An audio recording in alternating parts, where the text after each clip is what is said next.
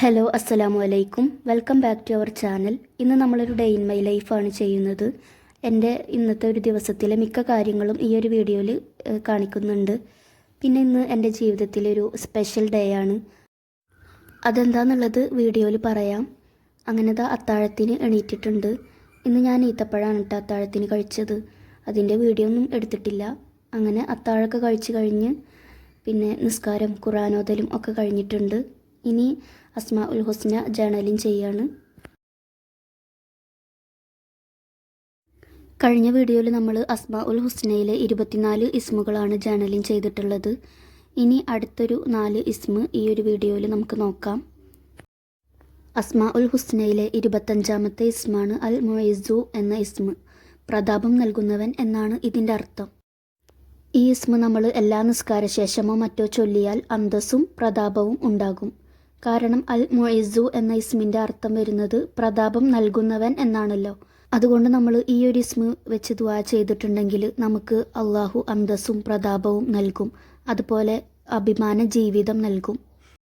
പിന്നെ മനക്കരുത്ത് ലഭിക്കും. ഇപ്പോൾ ചില ആളുകൾക്കൊക്കെ എന്തെങ്കിലുമൊക്കെ ഒരു വിഷമം വന്നിട്ടുണ്ടെങ്കിൽ ആകെ ടെൻഷൻ അടിച്ച് തളർന്നു പോകുന്ന, അങ്ങനെ മനസ്സിന് കരുത്തില്ലാത്ത ആളുകളുണ്ടാവുമല്ലോ. അപ്പോൾ അങ്ങനെയുള്ളവരൊക്കെ ഈ ഒരു ഇസ്മ ചൊല്ലി ദുആ ചെയ്തിട്ടുണ്ടെങ്കിൽ മനക്കരുത്ത് ലഭിക്കും.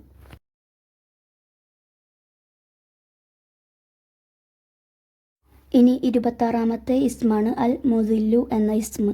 നിന്ദിക്കുന്നവൻ എന്നാണ് ഇതിൻ്റെ അർത്ഥം. ഈ ഇസ്മ നമ്മൾ ചൊല്ലിയിട്ടുണ്ടെങ്കിൽ നമുക്ക് ജീവിത വിജയം ലഭിക്കും. അതുപോലെ തന്നെ നമ്മളോട് ശത്രുതയുള്ള ആളുകൾ, അസൂയുള്ള ആളുകൾ, അവരൊക്കെ പരാജയപ്പെടുകയും ചെയ്യും. ഈ ഇസ്മ നമുക്ക് എത്ര എണ്ണാണോ ചൊല്ലാൻ പറ്റുന്നത് അത്ര എണ്ണം ചൊല്ലാം. ഇപ്പോൾ ഒരാളെ കൊണ്ട് 11 എണ്ണമാണ് ദിവസം ചൊല്ലാൻ പറ്റുന്നതെങ്കിൽ അങ്ങനെ 11 എണ്ണം ദിവസം ചൊല്ലിയാൽ മതി. അതല്ല 100 എണ്ണം ചൊല്ലാൻ പറ്റുമെങ്കിൽ അങ്ങനെ 100 എണ്ണം ചൊല്ലാം. പിന്നെ ഇത് ചൊല്ലാൻ അങ്ങനെ പ്രത്യേക സമയമൊന്നുമില്ല. നമുക്ക് എപ്പോഴാണോ ഒഴിവ് കിട്ടുന്നത് ആ സമയത്തൊക്കെ നമുക്ക് ചൊല്ലി ദുആ ചെയ്യാം.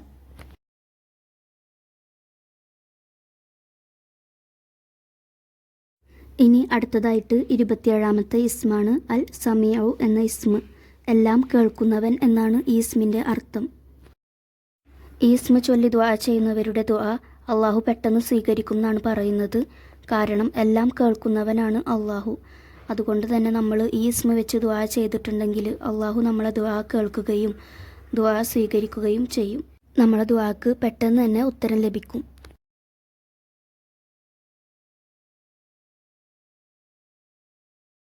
ഇനി അടുത്തതായിട്ട് അസ്മാ ഉൽ ഹുസ്നയിലെ 28ാമത്തെ ഇസ്മാണ് അൽ ബസീറു എന്ന ഇസ്മ്.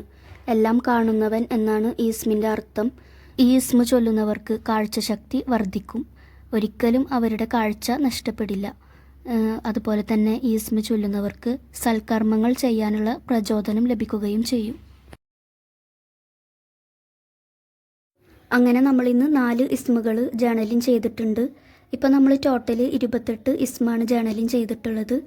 ഇനി ബാക്കിയുള്ളത് നമുക്ക് അടുത്ത വീഡിയോസിലൊക്കെ ആയിട്ട് ചെയ്യാം ഇൻഷാ അല്ലാഹ്. അങ്ങനെ ജേണലിങ് കഴിഞ്ഞിട്ടുണ്ട്. ഇനി ഞാൻ കുറച്ച് നേരം കിടന്നുറങ്ങും. ചില ദിവസങ്ങളിലൊക്കെ മുറ്റടിക്കാറുണ്ട്. ഇപ്പോൾ അങ്ങനെ മുറ്റത്ത് അങ്ങനെ ഇലകളൊന്നും വീണിട്ടില്ല. അതുകൊണ്ട് പിന്നെ ഇന്ന് മുറ്റടിക്കുന്നില്ല. ഇനി ഞാനൊരു 10 മണി വരെ ഉറങ്ങും. ചില ദിവസങ്ങളിലൊക്കെ മോന് നേരത്തെ എണീക്കുകയാണെങ്കിൽ അപ്പോൾ ഞാൻ അവൻ്റെ കൂടെ എണീക്കും. പിന്നെ അവനക്ക് ബ്രേക്ക്ഫാസ്റ്റ് കൊടുക്കാനും അവൻ്റെ കാര്യങ്ങളൊക്കെ ആയിട്ട് അങ്ങനെ നിൽക്കും. പിന്നെ ഞാനങ്ങനെ പകൽ ഉറങ്ങാറില്ല. പിന്നെ വീടൊക്കെ ഒന്ന് ക്ലീൻ ചെയ്യും. അത് കഴിഞ്ഞിട്ട് ഞാൻ കുറച്ച് നേരം മൊബൈലിൽ നോക്കിയിരിക്കും. പിന്നെ ഇപ്പോൾ വീഡിയോസൊക്കെ എടുക്കുന്നത് കൊണ്ട് അത് എഡിറ്റ് ചെയ്യാനും വോയിസ് ഓവർ കൊടുക്കാനൊക്കെ ഉണ്ടാവുമല്ലോ. അപ്പോൾ അങ്ങനെയുള്ള കാര്യങ്ങളൊക്കെ ഞാൻ ഈ ഒരു ടൈമിലാണ് ചെയ്യാറുള്ളത്. അത് കഴിഞ്ഞിട്ട് പിന്നെ കുളിക്കാനും നിസ്കരിക്കാനും ഖുർആൻ ഓതാനൊക്കെ ഇരിക്കും. പിന്നെ മോൻക്ക് ഫുഡ് കൊടുക്കും. പിന്നെ ഞാനൊരു 2:30 വരെ റെസ്റ്റ് എടുക്കും. ഈ ഒരു സമയത്ത് ഉറങ്ങാറൊന്നുമില്ല. നബിമാരെ ചരിത്രങ്ങളൊക്കെ ഉണ്ടല്ലോ, അതൊക്കെ ഇങ്ങനെ കാണും. എനിക്ക് നബിമാരെ ചരിത്രം, ആയിഷ ബീവിയുടെയും ഫാത്തിമ ബീവിയുടെ ഒക്കെ ചരിത്രങ്ങൾ അറിയാൻ ഭയങ്കര ഇഷ്ടമാണ്. അപ്പോൾ ഞാൻ ഈ ഒരു സമയത്ത് അങ്ങനെ ചരിത്രങ്ങളൊക്കെ കാണും. എനിക്ക് കൂടുതലായിട്ട് ഇഷ്ടമുള്ളത് നബിമാരെ ചരിത്രമൊക്കെ ഉള്ളൊരു കാർട്ടൂൺ ഉണ്ട് മലയാളത്തിൽ. അപ്പോൾ അതാണ് കേട്ടോ ഞാൻ കാണൽ. ചരിത്രം വെറും ഇങ്ങനെ കേൾക്കുമ്പോൾ നമ്മളെ മനസ്സിൽ അതിങ്ങനെ എപ്പോഴും നിൽക്കില്ല. പക്ഷെ ഇങ്ങനെ കാർട്ടൂണും കൂടി കാണുമ്പോൾ അത് നമ്മളെ മനസ്സിൽ പതിയും. ഇങ്ങനെ കാർട്ടൂണും കൂടി കണ്ടിട്ട് ചരിത്രം കേൾക്കുമ്പോൾ ഭയങ്കര ഇൻട്രസ്റ്റിംഗ് ആണ്. മാത്രമല്ല ഓരോ നബിയുടെ പേര് കേൾക്കുമ്പോഴും ഈ ഒരു നബിയുടെ ജീവചരിത്രം ഇങ്ങനെയൊക്കെ ആയിരുന്നു എന്നുള്ളത് നമ്മളെ മനസ്സിൽ വേഗം വരും. പിന്നെ ഞാൻ നേരത്തെ വീഡിയോ സ്റ്റാർട്ട് ചെയ്യുമ്പോൾ പറഞ്ഞിട്ടുണ്ടായിരുന്നല്ലോ ഇന്നൊരു സ്പെഷ്യൽ ഡേ ആണെന്നുള്ളത്. അപ്പോൾ ഇന്ന് എൻ്റെ ബർത്ത്ഡേ ആണ് കേട്ടോ, 24ാമത്തെ ബർത്ത്ഡേ ആണ്. അപ്പോൾ കുറച്ച് പേരൊക്കെ കമൻറ്റിൽ ഇങ്ങനെ ഇടയ്ക്ക് ചോദിക്കാറുണ്ട് എത്ര വയസ്സായി എന്നൊക്കെ. അപ്പോൾ എനിക്ക് 24 വയസ്സായിട്ടുണ്ട് കേട്ടോ, അൽഹംദുലില്ലാ. ഇത് ഞാൻ കുറച്ച് വർഷങ്ങളായിട്ട് എഴുതുന്നൊരു ജേണലാണ് കേട്ടോ. ഇത് ജേണലിൻ്റെ ഒരു സെറ്റപ്പ് കൊണ്ടുവരാൻ വേണ്ടിയിട്ട് ഇങ്ങനെ പേജൊക്കെ ഞാൻ ഇതുപോലെ ആക്കിയെടുത്തതാണ്. ഇത് A4 പേപ്പർ വെച്ചിട്ട് ഉണ്ടാക്കിയിട്ടുള്ളൊരു ബുക്കാണ്. അതിൽ ചായപ്പൊടിയുടെ വെള്ളം ഉണ്ടല്ലോ അതിലൊക്കെ മുക്കിയെടുത്തിട്ട് ഇങ്ങനെ ഒരു കളറൊക്കെ ആക്കിയിട്ടുള്ളൊരു ജേണൽ ബുക്കാണ് കേട്ടോ ഇത്. ഇതിൽ ഞാൻ എൻ്റെ ജനിച്ച മുതലുള്ള കാര്യങ്ങളൊക്കെ എഴുതി വെച്ചിട്ടുണ്ട്. ജനിച്ച മുതലെന്ന് വെച്ചാൽ എനിക്കൊന്നും ഓർമ്മ ഉണ്ടായിട്ടൊന്നുമല്ല, ഇങ്ങനെ ഉമ്മയും ഉമ്മമ്മൊക്കെ ഓരോ കാര്യങ്ങൾ പറയണതൊക്കെ കേട്ടിട്ട് അതൊക്കെ ഞാനിതിൽ എഴുതി വെച്ചിട്ടുണ്ട്. പിന്നെ എല്ലാ കാര്യങ്ങളും ഇപ്പോൾ എനിക്ക് കൂടുതലായിട്ട് സന്തോഷമുള്ള കാര്യങ്ങൾ, സങ്കടമുള്ള കാര്യങ്ങൾ, അങ്ങനെ എല്ലാ കാര്യങ്ങളും ഇത് ഞാൻ എൻ്റെ ബർത്ത്ഡേയുടെ ദിവസമാണ് കേട്ടോ ഇതിൽ ജേണലായിട്ട് എഴുതാറുള്ളത്. ആ ഒരു വർഷം, ആ ഒരു ഏജിൽ എനിക്കുണ്ടായ വിഷമങ്ങളും സന്തോഷങ്ങളും അങ്ങനെ എല്ലാ കാര്യങ്ങളും ഞാനിതിൽ എഴുതി വെക്കാറുണ്ട്. ഇതിൽ ഓരോ വർഷത്തത് എഴുതിയത് വായിക്കുമ്പോഴും ഇങ്ങനെ എന്താ പറയുക, ഒരു കോട്സ് ഉണ്ടല്ലോ, ഈ സമയം കടന്നു പോകും എന്നുള്ളത്. അപ്പോൾ അത് വളരെ ശരിയാണെന്നുള്ളത് എനിക്ക് തോന്നിയിട്ടുണ്ട്. കാരണം ചില ഇയറിലൊക്കെ നമുക്ക് ഭയങ്കര സങ്കടമുള്ള കാര്യങ്ങളൊക്കെ നടന്നിട്ടുണ്ടാവുമല്ലോ. അപ്പോൾ ഇങ്ങനെ എഴുതുമ്പോൾ വിചാരിക്കും ഇനി അങ്ങോട്ടും ഇങ്ങനെയൊക്കെ തന്നെ ആവും എൻ്റെ ലൈഫിൽ എന്ന്. കാരണം നമുക്കറിയില്ലല്ലോ ഇനി ലൈഫിൽ എന്തൊക്കെ കാര്യങ്ങളാണ് നടക്കുന്നത് എന്നൊന്നും. അപ്പോൾ ഇങ്ങനെ ഒരു ഇയറിൽ വിഷമമുള്ള കാര്യങ്ങളൊക്കെ ഉണ്ടെങ്കിൽ അടുത്ത ഇയറിൽ കൂടുതൽ സന്തോഷമുള്ള കാര്യങ്ങളാവും ഉണ്ടാവുക. പിന്നെ ഞാൻ ഈ ബുക്കിൽ സന്തോഷത്തേക്കാൾ കൂടുതൽ സങ്കടങ്ങളാണ് എഴുതി വെച്ചിട്ടുള്ളത്. അത് പിന്നെ അങ്ങനെയാണല്ലോ ഉണ്ടാവുക. നമ്മളെ മനസ്സിൽ എത്ര സന്തോഷമുള്ള കാര്യങ്ങളുണ്ടെങ്കിലും അതൊക്കെ നമ്മൾ മറന്നു പോവും. സങ്കടങ്ങളുള്ള കാര്യങ്ങളാവും നമ്മളെ മനസ്സിൽ എപ്പോഴും വരിക. അത് സങ്കടങ്ങൾ നമ്മൾ ഒരിക്കലും മറക്കില്ലല്ലോ.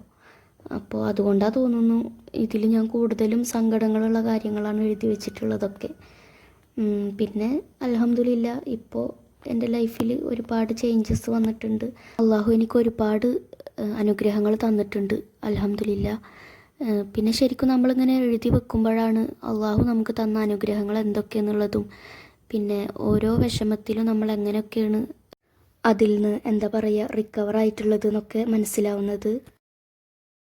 ഇപ്പോൾ നമ്മളെ ജീവിതത്തിൽ എന്തെങ്കിലും ഒരു ദുഃഖം ഉണ്ടായിട്ടുണ്ടെങ്കിൽ അതിനേക്കാളേറെ സന്തോഷം അള്ളാഹു വേറൊരു മാർഗത്തിലൂടെ നമുക്ക് തന്നിട്ടുണ്ടാവും.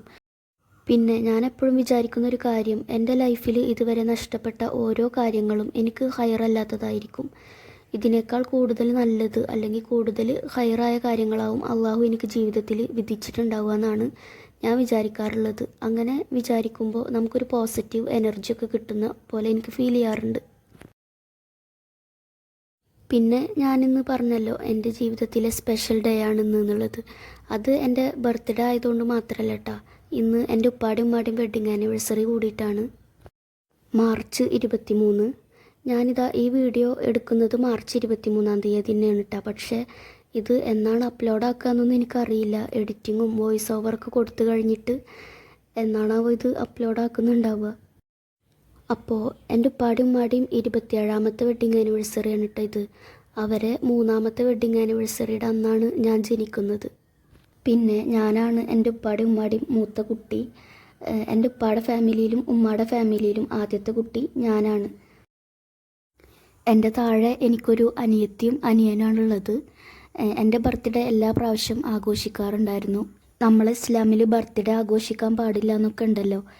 പിന്നെ ഞാൻ ആദ്യത്തെ കുട്ടിയായതുകൊണ്ട് അങ്ങനെ ഓവറായിട്ടുള്ള ആഘോഷമല്ല, എന്തെങ്കിലും ചെറുതായിട്ട് ഇപ്പോൾ ബർത്ത്ഡേയുടെ അന്ന് എന്തെങ്കിലും ഒരു മധുരം ഉണ്ടാക്കും, പായസം, അങ്ങനെ എന്തെങ്കിലുമൊക്കെ. പിന്നെ എൻ്റെ ബർത്ത്ഡേക്ക് കേക്കൊക്കെ കട്ട് ചെയ്യാറുണ്ടായിരുന്നു മുന്നേ. പിന്നെ ഞാനിങ്ങനെ ഓരോ കാര്യങ്ങളൊക്കെ ഓരോ ഉസ്താദുമാർ പറയുന്ന കാര്യങ്ങളൊക്കെ കേട്ടിട്ടും അറിഞ്ഞിട്ടൊക്കെ ആയിട്ട് ഇപ്പോൾ അങ്ങനെ ബർത്ത്ഡേ ഒന്നും ആഘോഷിക്കാറില്ല. 2 വർഷമായിട്ട് അങ്ങനെ കേക്കൊന്നും കട്ട് ചെയ്യാറില്ല. കേക്ക് എന്നല്ല, യാതൊരു ബർത്ത്ഡേ സാധാ ദിവസം പോലെ അങ്ങനെ തന്നെയാണ് കാണാറുള്ളത്. അതിപ്പോൾ എൻ്റെ മാത്രമല്ല, എൻ്റെ മോൻ്റേതായാലും ഹസ്ബൻഡിൻ്റെതായാലും ഒക്കെ അങ്ങനെ തന്നെയാണ് കേട്ടോ ചെയ്യാറുള്ളത്. എൻ്റെ ബർത്ത്ഡേ എന്ന് പറയുമ്പോൾ എൻ്റെ മനസ്സിൽ ആദ്യം ഓർമ്മ വരുന്നത് എൻ്റെ 11ാമത്തെ വയസ്സിലെ ബർത്ത്ഡേ ആണ്.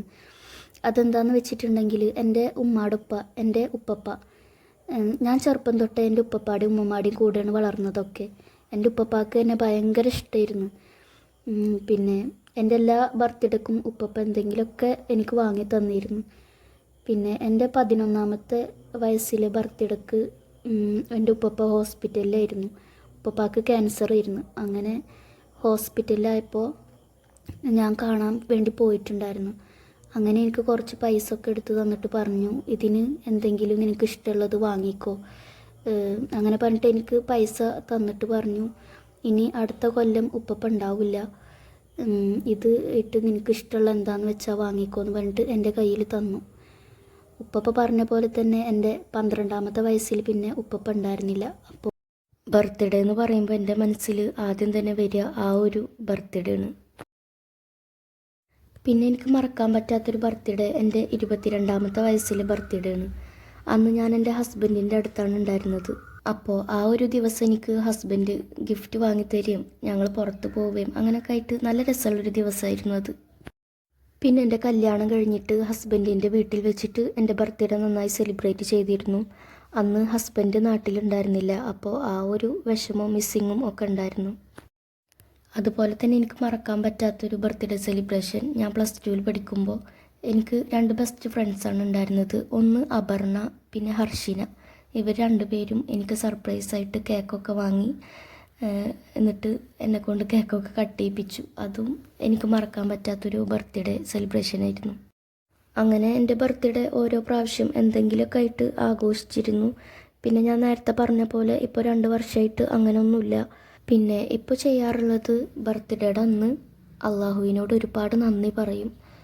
അത് എല്ലാ ദിവസവും നന്ദി പറയാറുണ്ട്. പക്ഷേ ബർത്ത്ഡേയുടെ അന്ന് ഞാൻ കൂടുതലായിട്ട് എനിക്ക് തന്ന അനുഗ്രഹങ്ങളെയും ആയുസ്, ആരോഗ്യം ഇതൊക്കെ തന്ന് അനുഗ്രഹിച്ചതിന് ഒരുപാട് നന്ദി അള്ളാഹുവിനോട് പറയും. ഇപ്പോൾ അങ്ങനെയൊക്കെയാണ് കേട്ടോ ഞാൻ ബർത്ത്ഡേയുടെ അന്ന് ചെയ്യാറുള്ളത്. അപ്പോൾ അങ്ങനെയൊക്കെയാണ്. ഇത് ഞാൻ നോമ്പ് തുറക്കാൻ വേണ്ടിയിട്ടൊരു ഡ്രിങ്ക് ഉണ്ടാക്കിയതാണ് കേട്ടോ. ഇതിൻ്റെ റെസിപ്പിയൊക്കെ എല്ലാവർക്കും അറിയുന്നുണ്ടാവുമല്ലോ. ഭയങ്കര ടേസ്റ്റാണല്ലേ ഇത് കുടിക്കാൻ. ഇവിടെ ഇത് എല്ലാവർക്കും ഭയങ്കര ഇഷ്ടമാണ്. പിന്നെ അതാ കുറച്ച് നന്നാരി സർബത്തും ഉണ്ടാക്കുന്നുണ്ട്. ഇപ്പോൾ ഭയങ്കര ചൂടല്ലേ, ഇന്നാണെങ്കിൽ ഭയങ്കര ക്ഷീണമുണ്ട്, ആകെ വെയിലും ചൂടും ഒക്കെ ആയിട്ട്. അപ്പോൾ നോമ്പ് തുറന്നാൽ ഇതുപോലെ കുറേ തണുത്ത വെള്ളം കുടിക്കാനാണ് തോന്നൽ. അപ്പോൾ പിന്നെ ഇതും കൂടി ഉണ്ടാക്കി വെക്കുന്നുണ്ട്.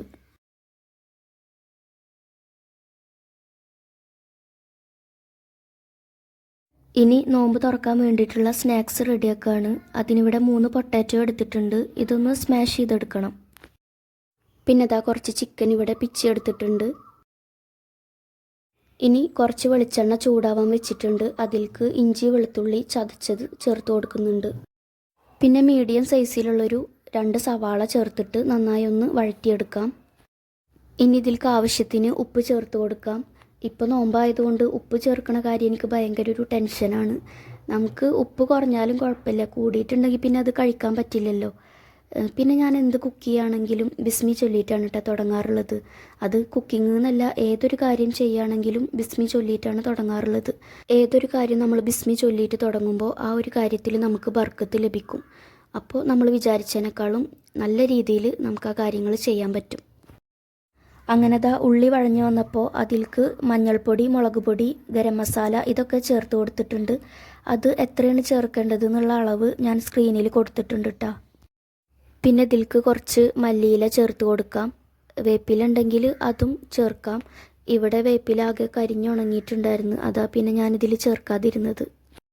പിന്നെ നമ്മൾ നേരത്തെ സ്മാഷ് ചെയ്ത് വെച്ചിട്ടുണ്ടായിരുന്ന പൊട്ടാറ്റോ ഇതിലേക്ക് ചേർത്ത് കൊടുക്കാം. പിന്നെ നമ്മൾ നേരത്തെ റെഡിയാക്കി വെച്ച ചിക്കൻ ചേർത്തിട്ട് നന്നായി ഒന്ന് മിക്സ് ചെയ്യാം. അങ്ങനെ ദാ നമ്മളെ മസാല ഇവിടെ റെഡി ആയിട്ടുണ്ട്. ഇനി ഇത് കുറച്ച് നേരം ചൂടാറാൻ വേണ്ടിയിട്ട് വെയിറ്റ് ചെയ്യാം. ആ ഒരു സമയം കൊണ്ട് ബ്രെഡ് ക്രംസ് റെഡിയാക്കിയിട്ടുണ്ട്. പിന്നെ ഇത് മൈദമാവിൽ കുറച്ച് വെള്ളം ചേർത്ത് മിക്സ് ചെയ്തെടുത്ത ഒരു ബാറ്ററാണ് കേട്ടോ. ഇനി നമുക്ക് ഇഷ്ടമുള്ള ഷേപ്പിൽ ഈ ഒരു സ്നാക്സ് റെഡിയാക്കിയെടുക്കാം.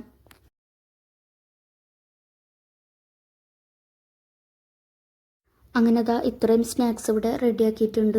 ഇനി ഇത് നമ്മൾ നേരത്തെ റെഡിയാക്കി വെച്ച മൈദ ബാറ്റർ ഉണ്ടല്ലോ, അതിലൊന്ന് ഡിപ്പ് ചെയ്തിട്ട് ബ്രെഡ് ക്രംസിൽ ഡിപ്പ് ചെയ്യാം.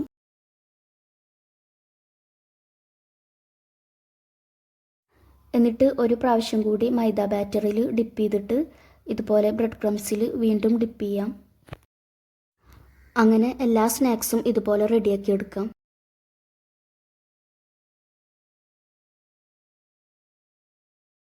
ഇനി നമുക്കിതെല്ലാം ഒന്ന് ഫ്രൈ ചെയ്തെടുക്കാം.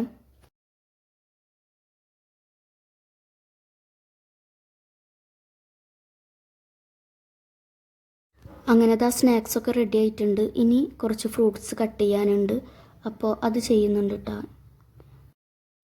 ഈ പപ്പായയുടെ പകുതിയാണ് നമ്മൾ കഴിഞ്ഞ വീഡിയോയിൽ ജ്യൂസ് അടിച്ചിട്ടുണ്ടായിരുന്നത്. അപ്പോൾ കുറച്ച് ബാക്കി ഉണ്ടായിരുന്നത് ഫ്രിഡ്ജിൽ എടുത്തു വെച്ചിട്ടുണ്ടായിരുന്നു. പിന്നെ ഇതാണെങ്കിൽ അങ്ങനെ പഴുത്തിട്ടൊന്നും ഉണ്ടായിരുന്നില്ല, അതുകൊണ്ട് തന്നെ മധുരം കുറവായിരുന്നു. പിന്നെ 2 സിട്രസ് കട്ട് ചെയ്യുന്നുണ്ട്. ഇതിൽ ഉപ്പ് മിക്സ് ചെയ്തിട്ട് കഴിക്കാനാണ് കേട്ടോ എല്ലാവർക്കും ഇഷ്ടം. അപ്പോൾ ഇതൊക്കെയാണ് കേട്ടോ ഇന്നത്തെ വിശേഷങ്ങൾ. നിങ്ങൾക്ക് വീഡിയോ ഇഷ്ടപ്പെട്ടെങ്കിൽ ലൈക്ക് ചെയ്യണം. പിന്നെ നിങ്ങളുടെ അഭിപ്രായങ്ങൾ കമൻ്റായിട്ട് അറിയിക്കാൻ മറക്കരുത്. നമ്മളെ ചാനൽ നിങ്ങൾ സബ്സ്ക്രൈബ് ചെയ്യാതെയാണ് വീഡിയോ കാണുന്നതെങ്കിൽ സബ്സ്ക്രൈബ് കൂടി ചെയ്യണേ. അടുത്ത നല്ലൊരു വീഡിയോ ആയിട്ട് വരാം ഇൻഷാ അല്ലാഹ്.